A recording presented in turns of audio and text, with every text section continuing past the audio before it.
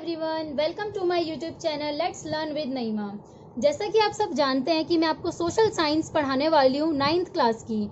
तो गाइज आज हम पॉलिटिकल साइंस से स्टार्ट करते हैं। ये 9th क्लास की पॉलिटिकल साइंस की बुक है। इसका नाम है डेमोक्रेटिक पॉलिटिक्स। इस बुक में टोटल 6 चैप्टर्स हैं। आज हम चैप्टर 1 पढ़ेंगे, democracy in the contemporary world. इस चैप्टर में हम क्या पढ़ने वाले हैं? हम इस चैप्टर में ये पढ़ने वाले हैं कि हम इस चैप्टर में अलग अलग स्टोरीज पढ़ने वाले हैं अलग अलग कंट्रीज़ की, कि उन कंट्रीज़ में डेमोक्रेसी कैसे बनी या फिर डेमोक्रेसी कैसे टूटी। दूसरा हम ये पढ़ेंगे कि डेमोक्रेसी होने और ना होने का क्या मतलब होता है, डेमोक्रेसी के एब्सेंस और प्रेजेंस का क्या मतलब होता है। तीसरा हम ये देखेंगे कि डेमोक्रेसी जो है वो all over the world, all over the country कैसे फैली, इसको हम मैप के थ्रू स्टडी करेंगे। फोर्थली हम देखेंगे कि इंटरनेशनल ऑर्गेनाइजेशंस का क्या रोल है और इंटरनेशनल ऑर्गेनाइजेशंस कैसे वर्क करती हैं। और लास्टली हम देखेंगे democracy at the global level. So guys, मैंने कुछ नोट्स प्रिपेयर किए हैं। ये स्टार्ट करते हैं हम आज की इस वीडियो। गाइज ये वीडियो चैप्टर 1 है, democracy in the contemporary world. इसका मीनिंग है democracy in the modern world. इस वीडियो में गाइज ये फर्स्ट पार्ट है चैप्टर 1 का। इसमें हम पढ़ेंगे 2 स्टोरीज, एक चिले कंट्री की और एक हम पोलैंड कंट्री की पढ़ेंगे। उसके बाद हम ये देखेंगे कि मिलिट्री कूप का क्या मतलब होता है। 1973 में जो मिलिट्री कूप हुआ था उसका क्या मतलब होता है। डेमोक्रेसी का क्या मतलब होता है, डेमोक्रेसी के फीचर्स क्या हैं। फर्स्ट टॉपिक है हमारा डेमोक्रेसी इन चिले, और हम ये भी कह सकते हैं कि ये हमारी फर्स्ट स्टोरी है। तो चिले जो है ये कंट्री है साउथ अमेरिकन। चिले जो है वो साउथ अमेरिकन कंट्री है। गाइज ये लिखा है सैल्वाडोर एलेंदे, सैल्वाडोर एलेंदे। इसको हम कैसे प्रोनाउंस करते हैं, सैल्वाडोर एलेंदे। ये जो थे प्रेसिडेंट थे चिले के। इनका अगर हम पॉलिटिकल बैकग्राउंड देखें तो ये फाउंडर लीडर थे सोशलिस्ट पार्टी के चिले की। सोशलिस्ट पार्टी जो थी वो सोशलिज्म को फेवर करती है। इन्होंने प्रेसिडेंशियल इलेक्शंस जो हुए थे 1970 में, उसमें जो पॉपुलर यूनिटी कोलिजन जो था उसमें भी ये जीते थे सैल्वाडोर एलेंदे। इनकी बहुत सारी ऐसी पॉलिसीज़ थी जो किसको हेल्प करती थी, पुअर लोगों को और वर्कर्स के को हेल्प करती थी। ये बहुत सारी रिफॉर्म्स लाए थे। कुछ रिफॉर्म्स थी वो एजुकेशनल सिस्टम्स में रिफॉर्म्स लाए थे। ये मिल्क, इन्होंने फिर फ्री मिल्क को प्रोवाइड किया बच्चों को। उन्होंने रीडिस्ट्रीब्यूशन ऑफ लैंड किया। जो गरीब लोग थे, जो लैंडलेस फार्मर्स थे, जितने भी किसान थे जिनके पास ज़मीनें नहीं थी, उनको इन्होंने ज़मीनें प्रोवाइड की। सैल्वाडोर एलेंदे जो थे वो फॉरेन कंपनीज़ को ओपोज करते थे, वो इनके खिलाफ थे, क्योंकि जो फॉरेन कंपनीज़ थी वो कंट्री से नेचुरल रिसोर्सेज को लेके चली जाती थी। बिजनेस जैसे कि कॉपर नेचुरल रिसोर्स है। जितने भी लैंडलॉर्ड्स, रिच, चर्च थे वो इनकी पॉलिसीज़ को अपोज करते थे। जितने भी अपर कास्ट और रिच लोग थे वो इनकी पॉलिसीज़ को अपोज करते थे। वो इसलिए करते थे क्योंकि इनकी जो पॉलिसीज़ थी वो सोशलिज्म को फेवर करती थी। इनकी पॉलिसीज़ जो थी वो पुअर लोगों को, गरीब लोगों को ऊपर उठाने की बात करती थी। बहुत सारी कुछ ऐसी पॉलिटिकल पार्टीज़ भी थी चिले में जो इनकी गवर्नमेंट को अपोज करती थी। अब हम बात करते हैं 11 सितंबर 1973 की। 11 सितंबर 1973 में मिलिट्री ने एक सीपोर्ट पे कब्जा कर लिया। ये हम कहाँ की बात कर रहे हैं, चिले कंट्री की ही बात कर रहे हैं। वहाँ के डिफेंस मिनिस्टर को अरेस्ट कर लिया गया, मिलिट्री ने उन्हें अरेस्ट कर लिया। मिलिट्री कमांडर्स जो थे वो प्रेसिडेंट से बोल रहे थे कि वो रिज़ाइन कर दें। प्रेसिडेंट सैल्वाडोर एलेंदे से वो बोल रहे थे कि वो रिज़ाइन कर दें, लेकिन उन्हें रिज़ाइन करने से मना कर दिया। लेकिन कुछ समय बाद जब उन्हें ये रियलाइज़ हुआ कि उनकी कंट्री जो वो डेंजर में है और उनकी लाइफ भी डेंजर में, तो उन्होंने he address the people on the radio. उन्होंने रेडियो में अपनी लास्ट स्पीच दी। और उनने अपनी लास्ट स्पीच में क्या कहा था, उनने अपनी लास्ट स्पीच में ये कहा था कि उनको चिले कंट्री पे और उसके फ्यूचर पे बहुत भरोसा है, और एक न एक दिन एक ऐसा आदमी ज़रूर आएगा जो इस काले और कड़वे समय को ख़त्म करेगा और एक फ्री सोसाइटी को कंस्ट्रक्ट करेगा। और उनका जो ये सेक्रीफाइस था वो यूजलेस नहीं होगा। उन्हें इस बात का यकीन था, क्योंकि हमें इससे एक मोरल लेसन मिलता है, हमें इससे एक मॉरल लेसन मिलता है जिसमें फेलनी, कावर्डाइज एंड ट्रेसन जैसी क्रिमिनल एक्ट्स को हम क्या करेंगे, पनिश करेंगे। फेलनी का मतलब होता है एक ऐसा क्राइम एक सीरियस क्राइम जैसे कि मर्डर, कावर्डाइज मतलब होता है कायरता, और ट्रेसन जो होता है ये एक ऐसा क्राइम होता है जिसमें हम अपनी ही कंट्री की गवर्नमेंट को गिराने के लिए दूसरी कंट्री वालों से या दुश्मनों से हाथ मिलाते हैं और अपनी ही कंट्री को हार्म करते हैं उसकी सरकार को गिराने के लिए। इसके बाद क्या हुआ गाइस, मिलिट्री ने प्रेसिडेंट के घर को पूरे तरफ से सराउंड कर लिया, पूरे तरफ से प्रेसिडेंट के घर को घेर लिया और वहाँ पे बॉम्ब लगाना स्टार्ट कर दिया। इस मिलिट्री अटैक में प्रेसिडेंट एलेंदे की जान चली गई। अ government elected by people was overthrown by the military through conspiracy and violence. जो गवर्नमेंट इलेक्ट की गई थी लोगों के द्वारा उसको ओवरथ्रोन कर लिया गया मिलिट्री के द्वारा। ओवरथ्रोन करना मतलब फोर्स को यूज़ कर कर मिलिट्री ने उस पर अपना कब्जा कर लिया। इस पूरी सिचुएशन को, जो भी चिले में हुआ था, इस पूरी सिचुएशन को हम क्या कहते हैं, मिलिट्री कूप। इस पूरी सिचुएशन को हम कहते हैं मिलिट्री कूप। ये हुआ था 11 सितंबर 1973 में। कूप का मतलब होता है a sudden overthrown of a government illegally. किसी भी सरकार को इलीगली हथियाना, इलीगली उस पर कब्जा करने को हम कहते हैं कूप। अगर हम फ्रेंच की बात करें तो इसको हम सडन ब्लो भी कहते हैं और स्ट्राइक टू अ स्टेट भी बोलते हैं। तो गाइस ये जो मिलिट्री कूप था इसको किसने लेड किया था, जनरल अगस्तो पिनोशे। ये कौन थे, ये आर्मी के जनरल थे। अब यूएसए जो था वो एलेंदे के रूल से खुश नहीं था, तो इसीलिए यूएसए ने, यूनाइटेड स्टेट्स ऑफ अमेरिका ने सपोर्ट किया और फंड किया किसको, उन सब एक्टिविटीज़ को जो भी कूप के द्वारा लेड की गई थी। इस मिलिट्री कूप के द्वारा जो भी एक्टिविटीज़ लेड की गई थी उसको किसका सपोर्ट मिला और किसका फंड मिला, यूनाइटेड स्टेट्स ऑफ अमेरिका से मिला। अगस्तो पिनोशे जो थे वो प्रेसिडेंट बन गए चिले के। Augusto Pinochet became the president of Chile और उन्होंने अगले 17 साल तक चिले पे राज किया। From a government elected by people to military officers. तो गाइज यहाँ पे क्या हुआ, यहाँ पे पावर जो है वो शेयर हुई है। कहाँ से शेयर हुई है पावर, ऐसी गवर्नमेंट जिसको इलेक्ट किया है लोगों ने, वहां से पावर जो है वो शेयर हो गई। पावर कहाँ पे चली गई, मिलिट्री ऑफिसर्स के पास चली गई। Thus a military dictatorship was established in Chile. इसी तरह जो मिलिट्री का डिक्टेटरशिप था वो एस्टेब्लिश्ड हो गया चिले में। पिनोशे की जो गवर्नमेंट थी वो टॉर्चर करती थी और मारती थी। किन लोगों को मारती थी, जो डेमोक्रेसी को वापस लाना चाहते थे और जो एलेंदे को सपोर्ट करते थे। इनमें कुछ लोग थे जैसे कि जनरल एल्बर्टो बैचलेट। इसे हम कैसे प्रोनाउंस करते हैं, जनरल एल्बर्टो बैचले। ये जो थे चिलियन एयरफोर्स के जनरल थे और भी बहुत सारे ऐसे ऑफिसर्स थे जिन्होंने कूप को ज्वाइन करने से मना कर दिया था, जैसे कि एल्बर्टो बैचले, और इनके अलावा और भी बहुत सारे ऑफिसर्स ऐसे थे जिन्होंने कूप को ज्वाइन करने से मना कर दिया था। बाद में क्या हुआ, जनरल बैचले की जो वाइफ थी और डॉटर थी उनको जेल में डाल दिया गया और उनको बहुत टॉर्चर किया गया।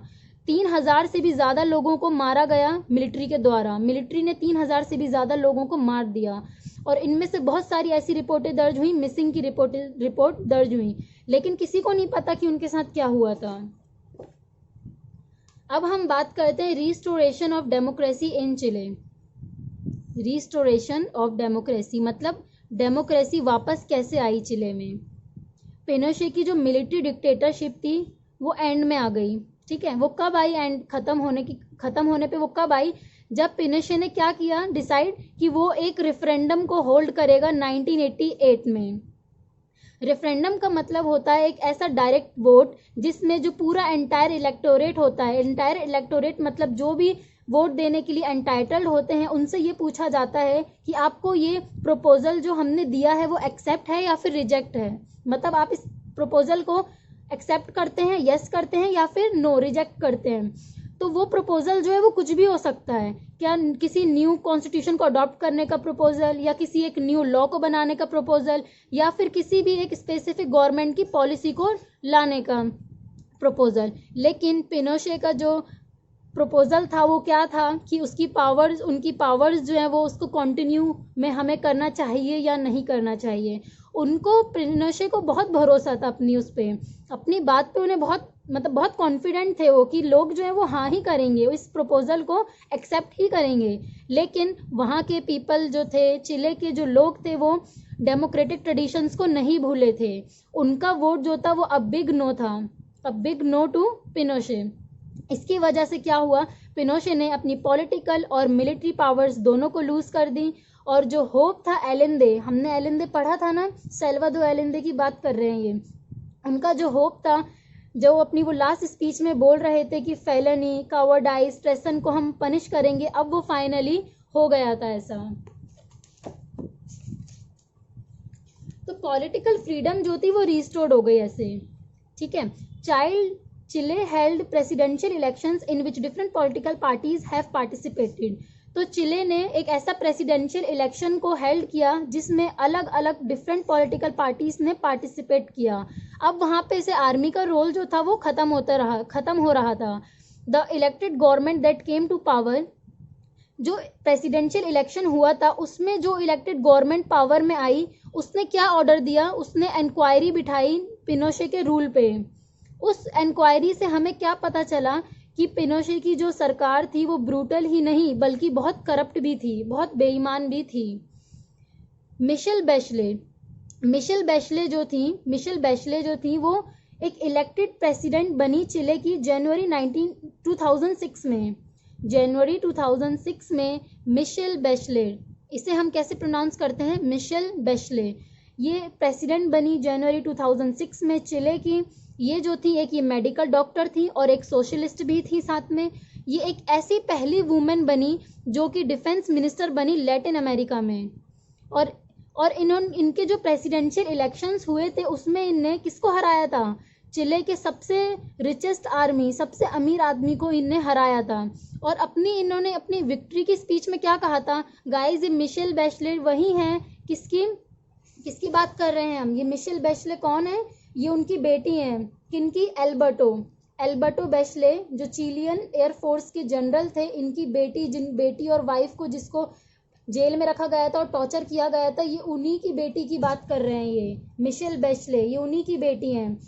उनकी विक्ट्री स्पीच में उन्होंने क्या कहा था कि वो विक्टिम ऑफ हेट्रेड हुई है, वो नफरत की शिकार हुई हैं, लेकिन वो अपनी लाइफ को किस में डेडिकेट करती हैं, उस नफरत को टॉलरेंस में, अंडरस्टैंडिंग में और लव में बदलने में। उस हेट्रेड को ये किस में रिवर्स कर रही हैं, बर्दाश्त में, समझने में और प्यार में। तो गाइज अब हम बात करेंगे दूसरी स्टोरी की। दूसरी स्टोरी है हमारी पोलैंड कंट्री की। ये पोलैंड कंट्री जो है ये यूरोपियन कंट्री है, यूरोपियन कंट्री।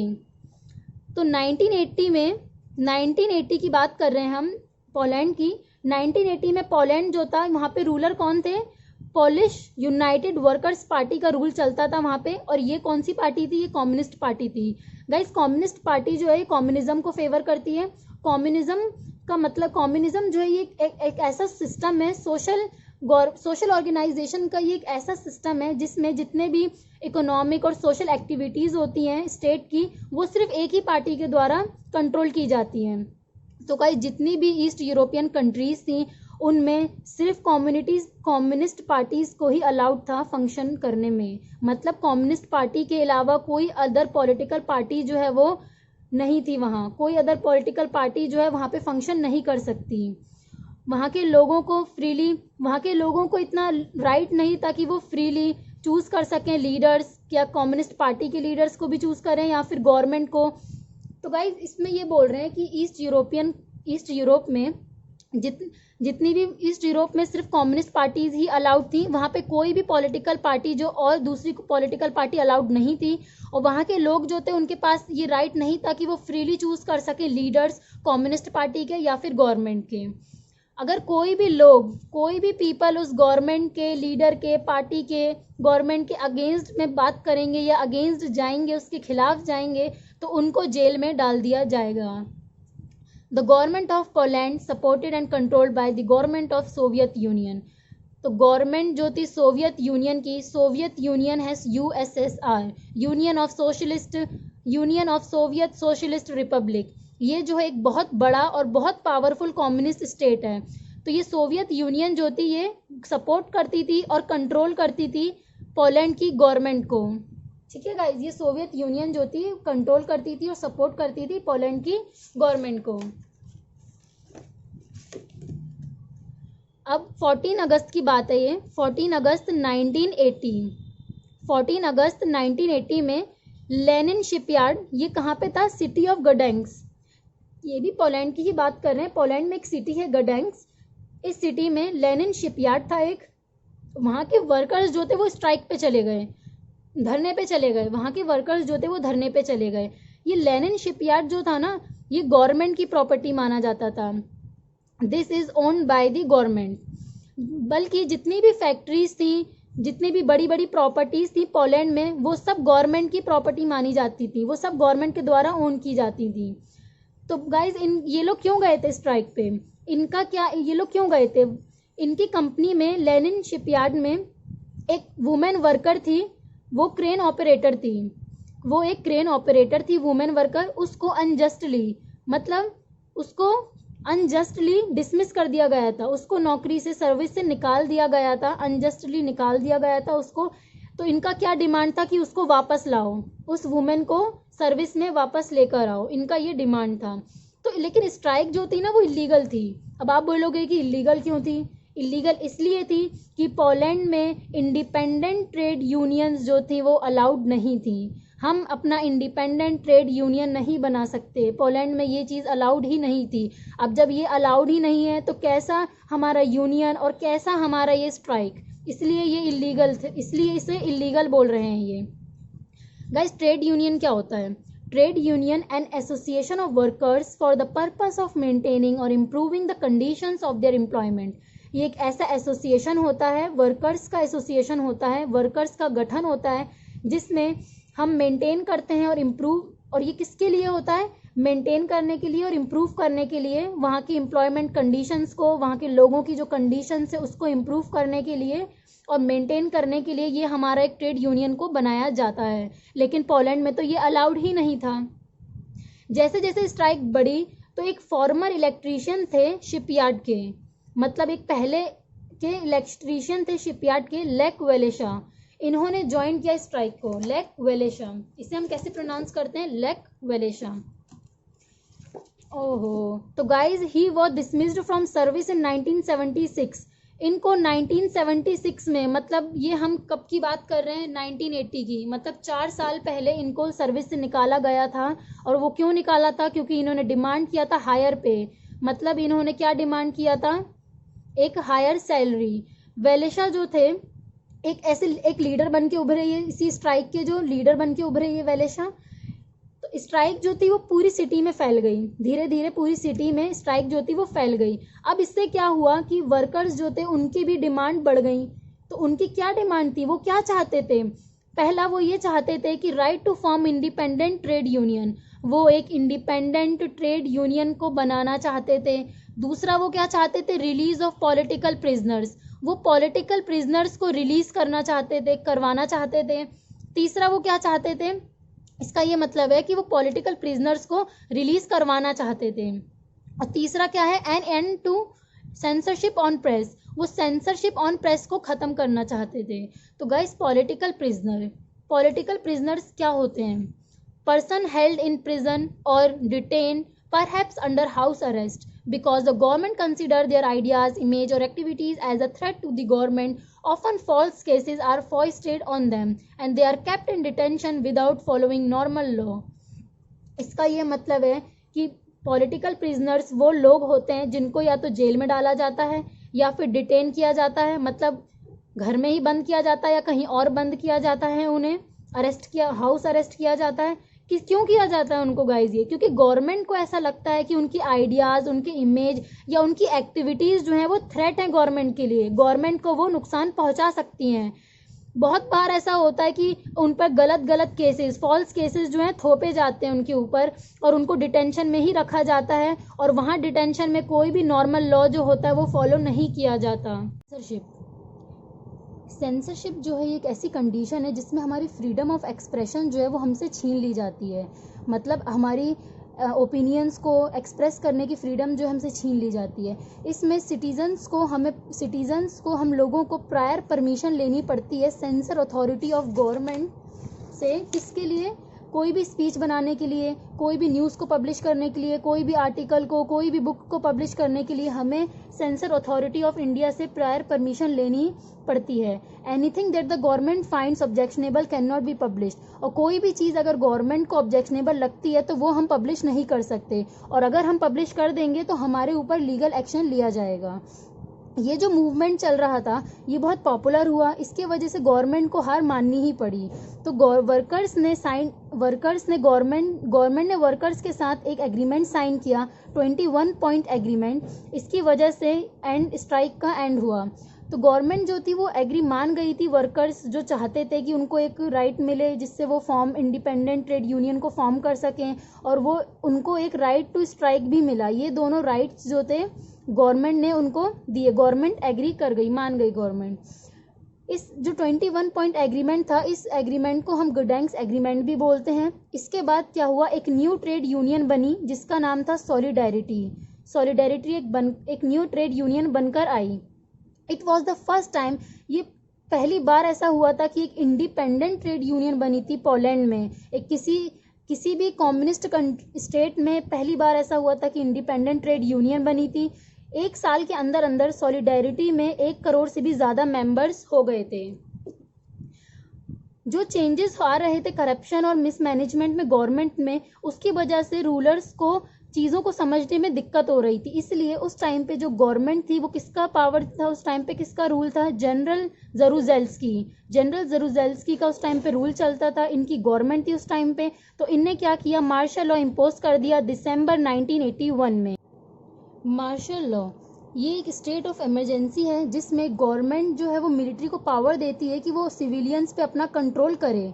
गाइस, तो यहाँ पे क्या हुआ कि जब ये मार्शल लॉ लग गया दिसंबर 1981 में, तब थाउजेंड्स ऑफ सॉलिडेरिटी के जो मेंबर्स थे उनको जेल में डाल दिया गया। फ्रीडम टू ऑर्गेनाइज, प्रोटेस्ट और अपने ओपिनियंस को एक्सप्रेस करने की जो फ्रीडम थी वो एक बार फिर से छीन ली गई। वंस अगेन टेकन अवे, एक बार फिर से इन्हें छीन लिया गया।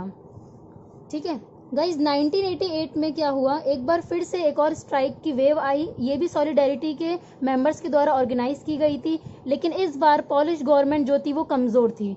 क्यों कमज़ोर थी, क्योंकि सोवियत यूनियन का जो सपोर्ट मिल रहा था वो अब कम हो गया था मिलना, अनसर्टेन हो गया। और जो इकोनॉमी थी पोलैंड की वो भी घट रही थी, वो भी डिक्लाइन हो रही थी। तो इसका रिजल्ट क्या आया, इसका रिजल्ट ये निकला कि गवर्नमेंट ने वेलेशा के साथ एक एग्रीमेंट साइन किया अप्रैल 1989 में। और इस एग्रीमेंट में क्या था कि इस बार फ्री इलेक्शंस होंगे। तो सही गाइस, सॉलिडेरिटी के जो मेंबर्स थे उन्होंने 100 सीट्स, सारी सीट्स में, सेनेट की सारी सीट्स में से कॉन्टेस्ट किया, और वो उसमें से 99 सीट्स को जीते। 100 सीट्स में से वो 99 सीट्स जो थे वो सॉलिडेरिटी के मेंबर्स ने जीती। गाइस, पार्लियामेंट में 2 हाउस होते हैं। पार्लियामेंट में 2 हाउस होते हैं, एक अपर हाउस और एक लोअर हाउस। तो हमारे इंडिया में लोअर हाउस को हम बोलते हैं लोकसभा और अपर हाउस को बोलते हैं हम राज्यसभा। वैसे ही अमेरिका और पोलैंड में और अदर कंट्रीज़ में, कुछ कंट्रीज़ में लोअर हाउस को हम बोलते हैं रिप्रेजेंटेटिव ऑफ पीपल, और अपर हाउस को हम सेनेट बोलते हैं। अपर हाउस को हम सेनेट बोलते हैं और लोअर हाउस को हम रिप्रेजेंटेटिव्स ऑफ पीपल बोलते हैं। रिप्रेजेंटेटिव्स ऑफ पीपल बोलते हैं। तो अक्टूबर 1990 में क्या हुआ, पहली बार पोलैंड में ऐसा प्रेसिडेंशियल इलेक्शन हुआ जिसमें एक से ज़्यादा पार्टी कॉन्टेस्ट कर सकती थी। इस बार वेलेशा जो थे वो प्रेसिडेंट बने पोलैंड के। गाइस, तो आज की हम इस वीडियो में हम इतना ही पढ़ेंगे, क्योंकि आपको ये चैप्टर बोरिंग ना लगे इसलिए, और ये वीडियो ज़्यादा लंबी ना हो जाए इसलिए हम आगे के जो टॉपिक्स है वो हम नेक्स्ट वीडियो में पढ़ेंगे। Thank you so much guys for watching this video. अब मैं हफ्ते में 3 दिन वीडियोस अपलोड करूंगी, Monday, Wednesday and Friday at 4 PM। Next video of Friday को आएगी at 4 PM। If you like the video please give it a big thumbs up and share and subscribe to my channel and don't forget to click the bell icon. Okay, bye.